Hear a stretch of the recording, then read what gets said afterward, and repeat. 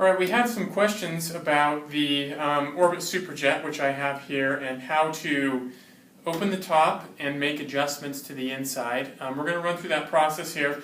This Superjet I've got on a stand, but all of this assumes that you've already got it in the ground. That's actually going to be very important because the ground and the pipe that is attached to acts sort of as an anchor when you're lifting this up, so that you can just lift everything up with one hand and then have the other hand free to make any of the adjustments.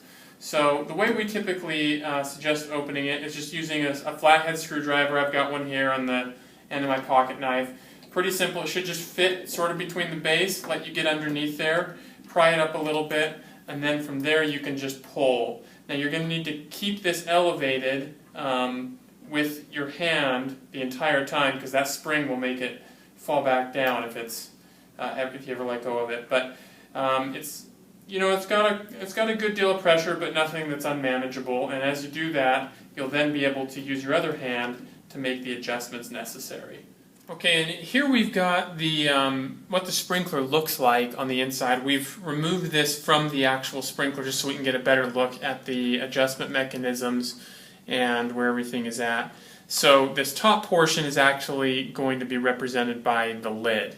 So that's how you get the deflection of water from the Superjet. The lid acts as a lip, whereas this one has a lip on it. There's a few parts to be familiar with. The first is the tension springs, which are right here. These set the radius that the sprinkler is going to turn at, and then they act as the buffer, which will reverse the trip pin, which is back here, and reverse direction. And then up here at the front we have the diffuser pin, and that allows the water to be diffused, and you can shorten the stream that way. So let's run through how to adjust that really quickly. These tension springs, you should be able to just move them with your fingers into position, and you can see here that this trip pin, it oscillates back and forth, and as it rotates, the water will push it in one direction, it will hit that trip pin, and that causes it to reverse direction, and it will then come back around. So if you wanted to increase the turn radius of the sprinkler, you would actually move this trip pin in the other direction, and that way you can see that it will now turn further. And then if I wanted to reverse it or make it shorter, I could pull those in, and that would be a much shorter turn radius. If I needed to flip where it was pointing, let's say it was pointing this direction right now, and I needed to actually point the other direction, I could probably just reverse those, loose the trip pin, and then flip it around, and then put that down, and then we can see that it would do what I wanted it to. If you needed to go 360 degrees, you just flip this up and leave it up, and it can spin 360 degrees, and it will do that.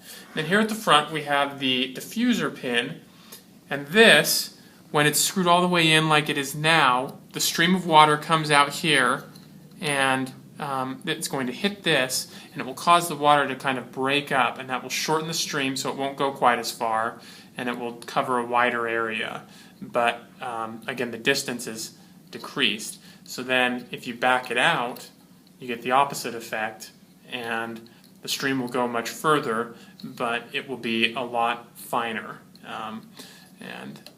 and cover a longer range.